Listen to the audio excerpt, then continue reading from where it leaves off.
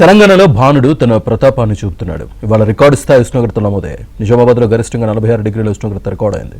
నల్గొండ, నిర్మల్, సిద్దిపేట జిల్లాల్లో 45.9 డిగ్రీలు నమోదైంది.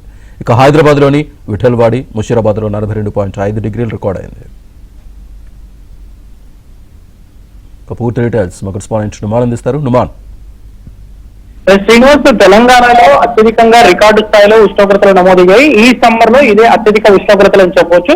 సో భానుడి ప్రతాపానికి ఇటు ప్రజలైతే అల్లాడిపోతున్నటువంటి పరిస్థితి. నిజామాబాద్ లో అత్యధికంగా 46 డిగ్రీల ఉష్ణోగ్రతలు నమోదయ్యాయి. ఇక నల్గొండ, నిర్మల్, సిద్దిపేట జిల్లాలో 45 డిగ్రీల ఉష్ణోగ్రతలు నమోదయ్యాయి. ఇక హైదరాబాద్ లో చూసుకుంటే అత్యధికంగా ముషీరాబాద్ లో 42.6 డిగ్రీల ఉష్ణోగ్రతలు నమోదైనటువంటి పరిస్థితి.